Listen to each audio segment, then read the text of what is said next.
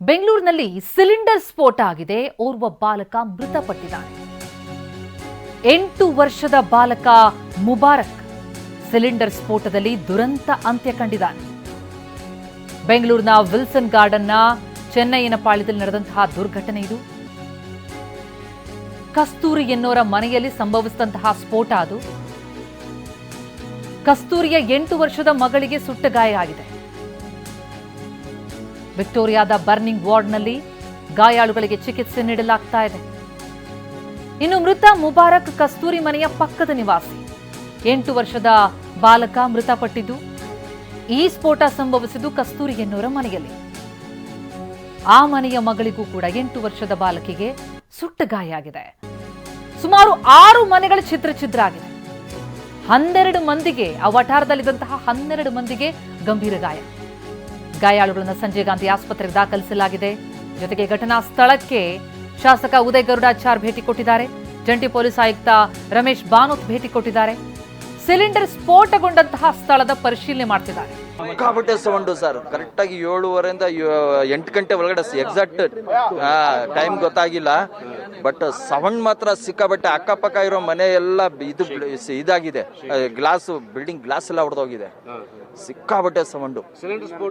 ಗೊತ್ತಿಲ್ಲ ಸರ್, ಅದು ಏನಂತ ಗೊತ್ತಾಗ್ತಾ ಇಲ್ಲ. ಅಷ್ಟೊಂದು ಜೋರಾಗಿ ಸೌಂಡು, ಸಿಕ್ಕಾಪಟ್ಟೆ ಸೌಂಡು. ನಿಮಗೆ ಎಷ್ಟು ಗಂಟೆಗೆ ಗೊತ್ತಾಯ್ತು ಸರ್? ಸರಿ 8 ಗಂಟೆಗೆ ನಮಗೆ ಗೊತ್ತಾಗುತ್ತೆ. ಸಿಕ್ಕಾಪಟ್ಟೆ ಸೌಂಡ್. ಎಲ್ಲ ಗಾಬರಿಯಾಗಿ ಎದ್ದೋಗ್ಬಿಟ್ಟಿದೀವಿ. ಎಲ್ಲ ಗಾಬರಿಯಾಗಿ ಎದ್ದೋಗ್ಬಿಟ್ಟಿದೀವಿ. ಅಷ್ಟು ಜೋರಾಗಿ ಸೌಂಡು. ಅವಳಿಗೆ ಅವಳ ಮಗಳಿಗೆ ಮೊದಲು ಎತ್ತಿ, ಚಿಕ್ಕ ಮಗು ಇತ್ತು, ಅವಳಿಗೆ ಎತ್ತಿ, ಅವ್ರಿಗೂ ಬರ್ನಿಂಗ್ ತರ ಇತ್ತು. ಮೇಲ್ಗಡೆಯಿಂದ ಕೆಳಗಡೆ ಅವರು ಎತ್ತಿ ಕಳಿಸ್ಬಿಟ್ರು. ಆಮೇಲೆ ಆ ಲೇಡಿಗೆ ಸುಧಾರಿಸಿ ನೀರು ಕುಡಿಸಿ ಬೆಡ್ಶೀಟ್ ಅಲ್ಲಿ ಹಾಕಿ 4 ಜನ ಆರಾಮಾಗಿ ಇಳಿಸಿ. ನನ್ಗೆ ಗೊತ್ತಿಲ್ಲ ಸರ್, ಎಲ್ಲ ಗೋಡೆ ಬಿದ್ದಿತ್ತು, ಅರ್ಥ ಆಗಿಲ್ಲ. ಬರ್ನಿಂಗ್ ಫೈರ್ ಏನಿರ್ಲಿಲ್ಲ. ಒಂದು ಹೊಗೆ ಇರ್ಲಿಲ್ಲ, ಒಂದು ಫೈರ್ ಇರ್ಲಿಲ್ಲ. ಬರೀ ಗೋಡೆಗಳು ಬಿದ್ದಿತ್ತು. ಆ ಅಮ್ಮ ಬರ್ನಿಂಗ್ ಇತ್ತು. ನನ್ನ ಪ್ರಕಾರ ನಾವು ನೋಡಿರೋದು ಅಮಾನ್ಕಿ 8-9 ಜನ, 12, 13, 14 ಅನ್ಸುತ್ತಾ ಸಿಲಿಂಡರ್ ಸ್ಫೋಟ ಅಂತ ಅನ್ಸುತ್ತಾ? ನಮ್ಗೆ ಇನಿಷಿಯಲಿ ನಮ್ಗೆ ಗೊತ್ತಿಲ್ಲ. ನಾವು ಮನುಷ್ಯರಿಗೆ ಕಾಪಾಡೋಣ, ಮನುಷ್ಯತ್ವ ನೋಡೋಣ ಅಂತ ಹೇಳ್ಬಿಟ್ಟು ಇನಿಷಿಯಲಿ ನಾನು ಸೌಂಡ್ ಸಿಕ್ಕಾಪಟ್ಟೆ ಸೌಂಡ್, ಫುಲ್ ವೈಬ್ರೇಷನ್ ತರ ಸೌಂಡ್. ನಾವು ಮನೆಗೆ ಮಲ್ಕೊಂಡಿದ್ರು. ಇಲ್ಲಿ ನಮ್ಮ ಮನೆ ಇಲ್ಲಿಂದ ಒಂದು 100 ಮೀಟ್ರು, 150 ಮೀಟ್ರ್ ಐತೆ. ಅಲ್ಲಿ ಗಂಟ ಸೌಂಡ್ ಬಂತು. ನಾವು ಓಡಿ ಬಂದ್ರೆ ಇಲ್ಲಿ ಎಲ್ಲ ಬ್ಲಾಸ್ಟ್ ಆಗಿ ಎಲ್ಲ ಮನೆ ಎಲ್ಲ ಹಾಳಾಗ್ಬಿಟ್ಟಿತ್ತು. ಎಲ್ಲ ಗೋಡೆ ಎಲ್ಲ ಬಿದ್ದೆ. ಆಮೇಲೆ ಮಕ್ಕಳು ಒಂದು 5-6 ಮಕ್ಕಳು ಇದ್ರು. ಎತ್ತಿ ಆಚೆ ತಗೊಂಡ್ರು. ವಯಸ್ಸು ಮುದುಕಿ ಇತ್ತು. ಇನ್ನು ಅಮ್ಮ ಒಂದು 35 ವರ್ಷ ಇರ್ಬೋದು. ಆ ಅಮ್ಮ ತೆಗೆದ್ರು ಆಚೆ. ಒಂದು ಅಮ್ಮನ ಕೈ ಎಲ್ಲ ಫುಲ್ಲು ಇದಾಗ್ಬಿಟ್ಟಿತ್ತು. ಕೈ ಬ್ಲಾಸ್ಟ್ ಆಗಿ ಕೈ ಇದ್ದಿಲ್ಲ. ಒಂದು ಅಮ್ಮ ಫುಲ್ ಬರ್ನ್ ಆಗ್ಬಿಟ್ಟಿದ್ಲು. ಅದು ಆಮೇಲೆ ನೋಡಿದ್ರೆ ಚಿತಾಪಿತಿ ಏನಾಗಿದೆ ಗೊತ್ತಿಲ್ಲ. ಎಲ್ಲರಿಗೆ ಆಸ್ಪತ್ರೆಗೆ ಅಡ್ಮಿಟ್ ಮಾಡಿದ್ರು, ಕರ್ಕೊಂಡೋಗಿ. ಈಗ ಏನಾಗಿದೆ ಗೊತ್ತಿಲ್ಲ. ಇನ್ನ ಎಷ್ಟು ಜನ ಇದ್ದಾರೆ ಒಳಗಡೆ. ಕಿವಿನಲ್ಲಿ ಬ್ಲಡ್ ಎಲ್ಲ ಬಂದ್ಬಿಟ್ಟಿತ್ತು ಒಂದು ಮಗುಗೆ. ಇನ್ನ ಜನ ಇದ್ದಾರೋ ಏನೋ ಗೊತ್ತಿಲ್ಲ ಸರ್. ಗೋಡೆ ಎಲ್ಲ ಬಿದ್ದೋಗ್ಬಿಟ್ಟಿದೆ. ಬಾಂಬ್ ಬ್ಲಾಸ್ಟ್ ಆಗಂಗೆ ಆಯ್ತು ಸರ್. ಏರಿಯಾ ಫುಲ್ ಹಂಗೆ ಆಗೋಯ್ತು. ಫುಲ್ ಏರಿಯಾ ಫುಲ್ ಗಾಬರಿ ಆಗ್ಬಿಟ್ಟಿದ್ದಾರೆ.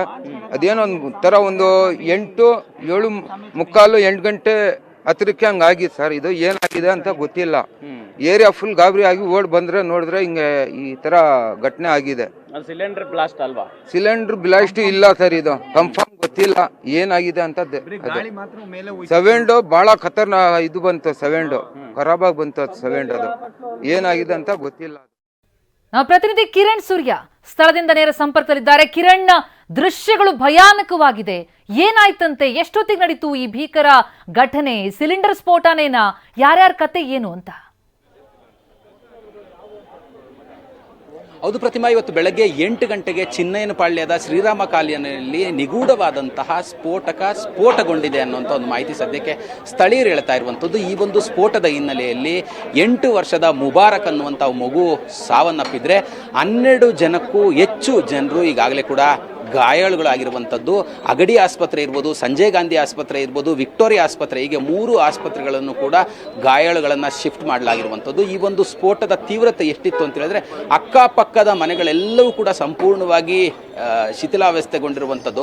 ಸಾಕಷ್ಟು ಜನರುಗಳು ಕೂಡ ಈಗಾಗಲೇ ಗಾಯಗಳಾಗಿತ್ತು. ಸ್ಥಳೀಯ ಶಾಸಕರು ಮತ್ತು ಹಿರಿಯ ಪೊಲೀಸ್ ಅಧಿಕಾರಿಗಳು ಕೂಡ ಸ್ಥಳಕ್ಕೆ ಬಂದಿರುವಂಥದ್ದು. ಸದ್ಯ ಈಗ ನಾನು ಸ್ಥಳದಲ್ಲಿದ್ದೀನಿ. ನನ್ನ ಜೊತೆಯಲ್ಲಿ ಪ್ರತ್ಯಕ್ಷ ದರ್ಶಿಗಳು ಕೂಡ ಇದ್ದಾರೆ. ಅಂದರೆ ಆ ಏನು ಸ್ಫೋಟವಾಗಿತ್ತು, ಸ್ಫೋಟವಾದಂಥ ಸಂದರ್ಭದಲ್ಲಿ ಗಾಯಾಳುಗಳನ್ನು ರಕ್ಷಣೆ ಮಾಡಿದಂಥವ್ರು ಕೂಡ ನನ್ನ ಜೊತೆಲಿದ್ದಾರೆ.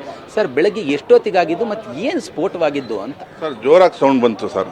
ಒಂದು ಎಕ್ಸಾಕ್ಟ್ಲಿ ಟೈಮ್ ಗೊತ್ತಿಲ್ಲ, ನಾನು ಮಲಗಿದ್ದೆ. ಬಟ್ 8 o'clock ಅಕ್ಕಪಕ್ಕ ಆಗಿದೆ ಸರ್. 8:15 ಏನು ಅಂದರೆ ಸರ್, ಸಿಲಿಂಡರ್ ಸ್ಫೋಟವಾಗಿದ್ದ ಇಲ್ಲ ಮನೇಲಿ ಏನಿತ್ತು, ಏನು ಸ್ಫೋಟವಾಗಿದ್ದ? ಸಿಲಿಂಡರ್ ಸ್ಫೋಟವಾದರೆ ಬೆಂಕಿ ಬರುತ್ತೆ, ದೊಡ್ಡ ಮಟ್ಟದಲ್ಲಿ ಹೊಗೆ ಕಾಣಿಸ್ಕೊಳ್ಳುತ್ತೆ. ತಾವು ಬಂದು ನೋಡಿದಂಥ ಸಂದರ್ಭದಲ್ಲಿ ಏನಾಗಿತ್ತು? ಬಂದಿರುವಾಗ ಇದು ಬೆಂಕಿ ಏನಿರಲಿಲ್ಲ, ಗೋಡೆಗಳು ಬಿದ್ದಿತ್ತು. ಆ ಲೇಡಿ, ನಾನು ವಿಡಿಯೋ ಕಳಿಸಿದ್ದೀನಿ, ಫಸ್ಟು ವಿಡಿಯೋ ಹಿಡಿದ್ದೀನಿ. ಆ ಲೇಡಿ ಬರ್ನಿಂಗ್ ಇತ್ತು. ಮಗು ರೆಸ್ಕ್ಯೂ ಮಾಡಿಬಿಟ್ಟು ಮೊದಲು ಕಳಿಸ್ಬಿಟ್ರು. ಅವ್ರ ಅಮಾನ್ ನಮ್ಮ ಫ್ರೆಂಡು, ಅವ್ರ ಮಗು ಜಾಸ್ತಿ ಏಟಿತ್ತು, ಅವ್ರು ತೀರೋಗ್ಬಿಟ್ರಂತೆ. ಅವರು ವೈಫು, ಅವ್ರು ಇನ್ನೂ 2 ಮಕ್ಕಳು, ಅವ್ರಿಗೆಲ್ಲ ರೆಸ್ಕ್ಯೂ ಮಾಡಿಬಿಟ್ಟು ಕಳಿಸ್ಬಿಟ್ರು. ಅವ್ರಿಗೆಲ್ಲ ಏಟ್ ಬಿದ್ದಿತ್ತು, ಗೋಡೆಗೆಲ್ಲ ಬಿದ್ದಿತ್ತು. ಫೈರ್ ಇರಲಿಲ್ಲ, ಸ್ಮೋಕ್ ಇರಲಿಲ್ಲ ಸರ್, ಏನಿರಲಿಲ್ಲ. ಬಟ್ ಆ ಲೇಡಿಗೆ ನಾನು ಗೋಡೆ ಕೆಳಗಡೆ ಮಗು ಇತ್ತು, ಮಗು ತೆಗ್ದು ಲೇಡಿಗೆ ಹೇಳ್ದು ನೀರಿಗೆ ಕುಡಿಸಿ ಬೆಡ್ಶೀಟಲ್ಲಿ ಹಾಕಿ ನಾವು ಇವರು ನಮ್ಮ ಸರ್, ಎಷ್ಟು ಜನ ಇದ್ರು, ಏನಾಗಿತ್ತು? ಇಲ್ಲಿ ಆಕ್ಚುಲಿ ಒಂದು 50% ಜನಗಳು ಕೆಲ್ಸಕ್ಕೆ ಹೋಗಿದ್ರು. ಇಲ್ಲಿ ಆ ಕಾಲದಿಂದ ಏನು ಆಗಿಲ್ಲ, ಜಾಸ್ತಿ ಏನು ಡ್ಯಾಮೇಜ್ ಆಗಿಲ್ಲ. ಎಲ್ಲರೂ ಮನೆಯಲ್ಲಿ ಇರ್ತಾ ಇದ್ರೆ ಎಲ್ಲರಿಗೂ ಡ್ಯಾಮೇಜೇ, ಸರಿನಾ? ಈಗ ಒಂದು ತಾತಾಗೆ ತಲೆ ಮೇಲೆ ಏಟ್ ಬಂದು ಅವ್ರಿಗೂ ಹಾಸ್ಪಿಟಲ್ ಶಿಫ್ಟ್ ಮಾಡಿದ್ದೀವಿ. ಒಂದು ಲೇಡೀಸ್ಗೆ ಫುಲ್ ಬರ್ನ್ ಆಗಿದೆ, ಅವ್ನ ಮಗಳಿಗೂ ಫುಲ್ ಬರ್ನ್ ಆಗಿದೆ. ಆಮೇಲೆ ನಮ್ಮ ಅಮಾನ್ ಅಣ್ಣ ಅಂದ್ಬಿಟ್ಟು ಅವ್ರು 2 ಚಿಕ್ಕ ಮಗ ಅಣ್ಣ ಗೋಡೆ ಕೆಳಗಡೆ ಬಂದ್ಬಿಟ್ಟಿದೆ, ದಿವಾಲ್ ಕೆಳಗಡೆ. ನಾವು ಎತ್ತಿರೋದು, ಯಾರು ರೆಸ್ಕ್ಯೂ ಟೀಮ್ ಯಾರು ಬಂದಿಲ್ಲ. ನಾವು ಎಲ್ಲ ಸೇರ್ಕೊಂಡು, ಇಲ್ಲಿ ಎಷ್ಟು ಜನ ಇದ್ದಾರೆ ಎಲ್ಲರೂ ಸೇರ್ಬಿಟ್ಟು ಎತ್ತಿರೋದು, ಸರಿನಾ? ಅದರಲ್ಲಿ ಈಗ ನಾನು ಸ್ಥಳದ ದೃಶ್ಯಗಳನ್ನು ಕೂಡ ತೋರಿಸ್ತೀನಿ ತಮಗೆ ಪ್ರತಿಮಾ. ಇಲ್ಲಿ ನೋಡಿ, ನಾನೇನು ತೋರಿಸ್ತಿದ್ದೀನಲ್ವಾ, ಈ ಒಂದು ಶ್ರೀರಾಮ ಕಾಲೋನಿ ಅಂತಿದ್ರೆ ಹೆಸರು. ಅಂದರೆ ಚಿನ್ನಯ್ಯನ ಪಾಳ್ಯ, ಇದು ಚಿನ್ನಯ್ಯನ ಪಾಳ್ಯದಲ್ಲಿರುವಂತಹ ಶ್ರೀರಾಮ ಕಾಲೋನಿ ಅಂತ. ಆ ಶ್ರೀರಾಮ ಕಾಲೋನಿಯಲ್ಲಿ ಇರುವಂತಹ ಶೀಟ್ನ ಮನೆ, ಆ ಶೀಟ್ನ ಮನೆ ಒಳಗೆ ಸ್ಫೋಟಗೊಂಡಿರುವಂಥದ್ದು. ಅಂದರೆ ಪೊಲೀಸರು ಸಿಲಿಂಡರ್ ಸ್ಫೋಟವಾಗಿರ್ಬೋದು ಅನ್ನುವಂಥ ಒಂದು ಅನುಮಾನವನ್ನು ವ್ಯಕ್ತಪಡಿಸ್ತಿದ್ರೆ, ಸ್ಥಳೀಯರು ಪ್ರತ್ಯಕ್ಷದರ್ಶಿಗಳು ಹೇಳ್ತಾ ಇರುವಂಥದ್ದು ಸಾಮಾನ್ಯವಾಗಿ ಸಿಲಿಂಡರ್ ಸ್ಫೋಟಗೊಂಡ್ರೆ ಆ ಸಂದರ್ಭದಲ್ಲಿ ದೊಡ್ಡದಾದಂಥ ಬೆಂಕಿ ಕಾಣಿಸ್ಕೊಳ್ಳುತ್ತೆ, ಹೊಗೆ ಕಾಣಿಸ್ಕೊಳ್ಳುತ್ತೆ. ಆದರೆ ಬ್ಲಾಸ್ಟ್ ಆದ ನಂತರ ನಾವು ಸ್ಥಳಕ್ಕೆ ಹೋದಂಥ ಸಂದರ್ಭದಲ್ಲಿ ಗೋಡೆಗಳೆಲ್ಲವೂ ಕೂಡ ಛಿದ್ರಗೊಂಡಿದ್ವು.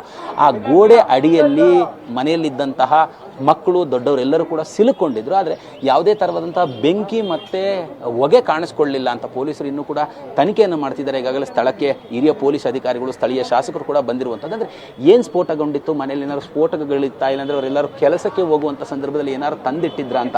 ಹಿಂದೆಯೂ ಕೂಡ ಇದೇ ಒಂದು ಏರಿಯಾ ಏನಿದೆ, ಈ ಆನೆಪಾಳ್ಯದಲ್ಲಿ ಒಂದು ಗ್ರಾನೈಟ್ ಅಂಗಡಿಯಲ್ಲಿ ಒಂದು ಕವರ್ನಲ್ಲಿ ಕಟ್ಟಿದ್ದಂತಹ ಒಂದು ಸ್ಫೋಟಕ, ಅಂದರೆ ಅದೊಂದು ಏನು ಕೆಮಿಕಲ್ ಏನಿದೆ, ಆ ಕೆಮಿಕಲ್ನ ಒಬ್ಬ ವ್ಯಕ್ತಿ ಕಾಲಿನಲ್ಲಿ ತುಳಿದಂತಹ ಸಂದರ್ಭದಲ್ಲಿ ಅದು ತುಂಬ ದೊಡ್ಡ ಮಟ್ಟದಲ್ಲಿ ಸ್ಫೋಟಗೊಂಡು ಆ ವ್ಯಕ್ತಿಯ ಕಾಲು ಛಿದ್ರಗೊಂಡಿತ್ತು.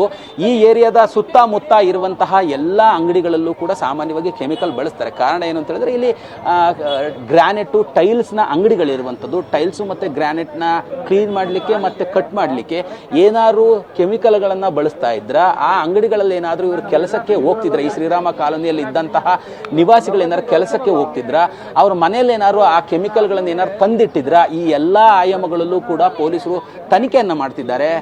SDRF ಸಿಬ್ಬಂದಿಗಳು ಕೂಡ ಸ್ಥಳಕ್ಕೆ ಬಂದಿದ್ದಾರೆ. ಏನಾಗಿದೆ, ಏನು ಸ್ಫೋಟಗೊಂಡಿದೆ, ಈಗೇನು ನಾನು ಬಿಲ್ಡಿಂಗ್ ತೋರಿಸ್ತಿದ್ದೀನಲ್ಲ ಪ್ರತಿಮಾ, ಈ ಬಿಲ್ಡಿಂಗ್ ಹಿಂಭಾಗದಲ್ಲಿರುವಂತಹ ಮನೆಗಳು, ಸುಮಾರು 10ಕ್ಕೂ ಹೆಚ್ಚು ಮನೆಗಳು ಸಾಮಾನ್ಯವಾಗಿ ಬಿರುಕು ಬಿಟ್ಟಿರುವಂಥದ್ದು, ಛಿದ್ರಗೊಂಡಿರುವಂಥದ್ದು.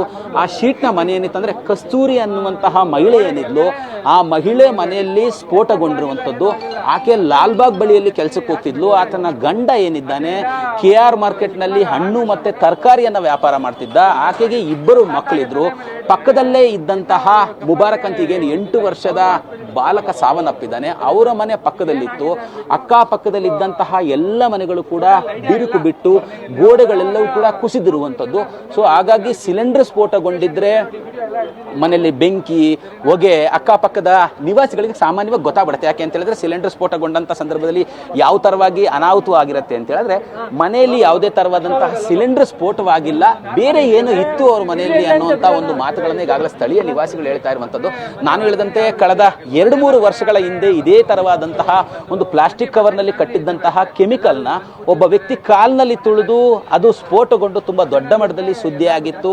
ಈ ಅಕ್ಕಪಕ್ಕದ ಏನಿದು ಆಡುಗೋಡಿ ಇದೆ, ಆಡುಗೋಡಿ ಅಕ್ಕಪಕ್ಕದಲ್ಲಿ ನೂರಾರು ಗ್ರಾನೈಟ್ ಮತ್ತೆ ಟೈಲ್ಸ್ ಅಂಗಡಿಗಳು ಕೂಡ ಇರುವಂತದ್ದು. ಆ ಅಂಗಡಿಯಲ್ಲಿ ಟೈಲ್ಸ್ ಕ್ಲೀನ್ ಮಾಡುವಂಥದ್ದು ಇಲ್ಲ ಕಟ್ ಮಾಡ್ಲಿಕ್ಕೂ ಕೆಮಿಕಲ್ಗಳನ್ನ ಬಳಸ್ತಾರೆ ಸಾಮಾನ್ಯವಾಗಿ. ಆ ಕೆಮಿಕಲ್ ಏನಾದ್ರು ತಂದಿಟ್ಟಿದ್ರ ಅಂತ ಕಸ್ತೂರಿಯು ಲಾಲ್ಬಾಗ್ನಲ್ಲಿ ಕೆಲ್ಸಕ್ಕೆ ಹೋಗ್ತಿದ್ಲು, ಆತನ ಗಂಡ ಕೂಡ KR ಮಾರ್ಕೆಟ್ ನಲ್ಲಿ ಕೆಲ್ಸಕ್ಕೆ ಹೋಗ್ತಿದ್ದ. ಮತ್ತೆ ಏನಿತ್ತು ಸ್ಫೋಟಕ ಅವ್ರ ಮನೆಯಲ್ಲಿ? ಸಿಲಿಂಡರ್ ಸ್ಫೋಟವಾಗಿಲ್ಲ ಅನ್ನುವಂತ ಒಂದು ಮಾಹಿತಿನ ಸ್ಥಳೀಯರು ಹೇಳ್ತಾ ಇರುವಂತದ್ದು.